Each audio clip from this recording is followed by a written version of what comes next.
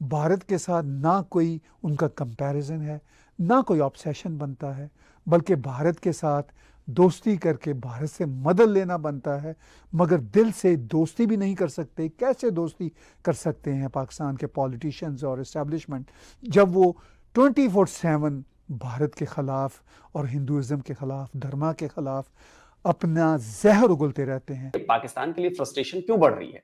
جو اس کا کشمیر کو لے کر جو رویہ رہا ہے، جو تصویر کشمیر کی پاکستان نے دنیا کو دکھائی ہے، حقیقت اس سے الگ ہو گئی ہے۔ G20 کی میٹنگ ہو رہی ہے، آپ سوچئے G20 کی میٹنگ ہو رہی ہے، یہ مناسب نہیں ہے۔ اور کہاں دنیا میں دیکھیے ہوتا ہے کہ 4 دفعہ ایک سال میں 4 دفعہ ہمارے وزیر خارجہ امریکہ سے ہو آئے۔ دن بدن بڑی کلیئر ہوتی جا رہی ہے کہ دنیا اب کشمیر کے حوالے سے بہت ہی کم بات کرتی ہے۔ ویسے آپس کی بات یہ ہے کہ 2019 اگست 5 کے بعد پاکستان بھی تھوڑی بہت بیان بازی کر رہا ہے، وہ بھی اپنے نیریٹو کو بلا چکا ہوا ہے۔ انفیکٹ وہ بھی صرف پبلک کنزمپشن کے لیے، منہ دکھاوے کے لیے باتیں کرتے ہیں۔ بھٹو زرداری صاحب یو ایس میں موجود ہے، یونائٹڈ نیشن کے فورم پر، وہ ایکٹیو نظر آ رہے ہیں، لیکن بات کیا ہو رہی ہے؟ 2 بڑے امپورٹنٹ ایشوز کے اوپر انہوں نے بات کی ہے۔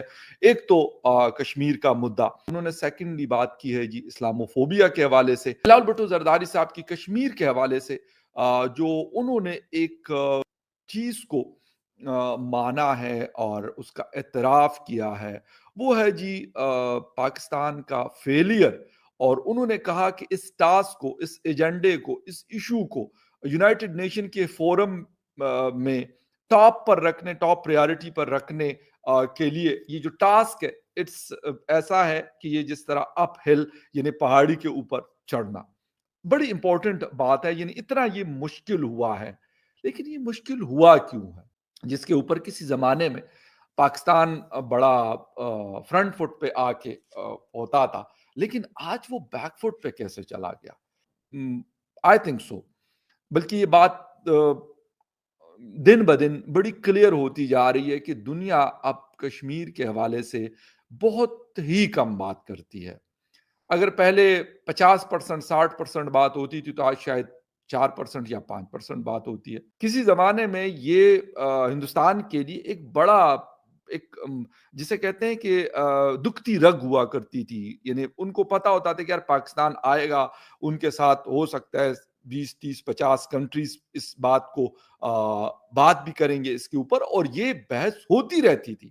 ایسا نہیں ہے کہ یہ بحث نہیں ہوتی تھی، بٹ ایک چیز ہوئی کہ ہندوستان نے اس کے اوپر تھرو آؤٹ اے ٹائم انہوں نے ورک کیا، کرتے رہے، ایسا کیا جس طریقے سے ہم پرانے وقتوں میں ٹیسٹ اننگز دیکھا کرتے تھے۔ زرداری صاحب گئے کیوں امریکہ؟ لیکن نہ جانے کیوں ہمارے وزیر خارجہ کو امریکہ سے اتنی محبت ہے کہ وہ چوتھی بار جب سے وہ بنے فارن منسٹر، چوتھی بار امریکہ پہنچ گئے۔ 1.1 یا 2 بلین کے لیے ہم بالکل بھکاری سے بن گئے ہیں، تو امریکہ کے ساتھ ہماری کیا انگیجمنٹ ہے؟ ٹیررزم اور افغانستان کے علاوہ مجھے تو کچھ چیز نظر نہیں آتی کہ امریکہ کچھ ہماری کوئی باقی ٹینجیبلی کچھ ہیلپ بھی کر رہا ہے۔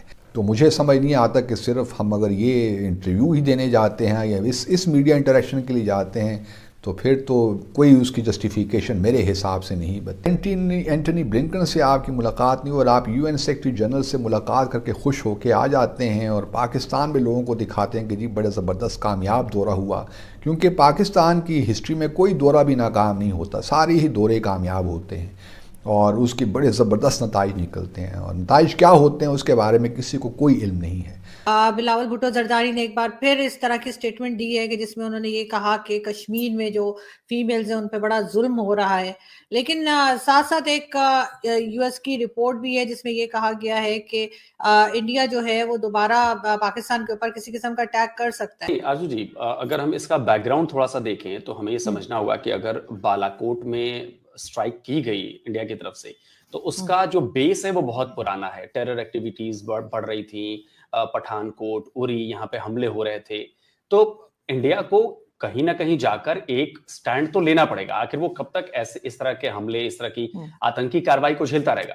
تو वहां पर जो सरकार थी वहां पर उसकी लीडरशिप देखी जाती है कि भाई आपकी लीडरशिप कितनी विलिंगली ये काम कर पाती है। अब बालाकोट जब स्ट्राइक हुई तो उसने एक संदेश दिया ना सिर्फ पाकिस्तान को बल्कि पूरी दुनिया को कि अगर इस तरह की घटनाएं होंगी लगातार हमारे खिलाफ, हमारी जमीन पर ऐसी कार्रवाइयों को अंजाम दिया जाएगा, तो फिर इंडिया भी चुप नहीं बैठेगा। इंडिया का अपना स्टैंड था कि हमने वहां पर जो टेरर कैंप्स थे, मदरसा था जहां पर ऐसे लोगों को ट्रेनिंग दी जाती है, हमने वहां पर स्ट्राइक किया है। इसने दुनिया को संदेश दिया, इसमें अमेरिका भी है कि जो लीडरशिप है वो बहुत स्ट्रांग है और वो जवाब देगी। इसलिए ये जो असेसमेंट रिपोर्ट इनकी आती है उसमें ये बात बहुत प्रमुखता से कही गई है कि भाई अगर पाकिस्तान की तरफ से ऐसे ही हरकतें की गई, और उसमें इस बात का बहुत खास जिक्र है कि एंटी इंडिया टेरर ग्रुप्स को पाकिस्तान मदद करता है, उनकी फंडिंग करता है, उनको सारे चीजें प्रोवाइड कराता है। तो जाहिर सी बात है कि अमेरिका को भी लग रहा है कि एक संदेश दे दिया गया है और अगर दोबारा उधर से ऐसी कुछ घटना होती है तो इंडिया करेगा, रिटेलिएट करेगा, वो फिर से ऐसे अटैक कर सकता है। तो हो सकता है कि एक छोटी सी चिंगारी बड़े आग को में बदल सकती है। बिलावल भुट्टो ये बात कह ही रहे हैं कि भाई हमारे मौक़िफ़ को कोई नहीं समझता, तो बिलावल भुट्टो को कोई शर्म करनी चाहिए कि ये इतनी insulting language prime minister Narendra Modi के लिए इस्तेमाल कर रहा था पिछले दिनों। इस तरह के घटिया रेटरिक के बाद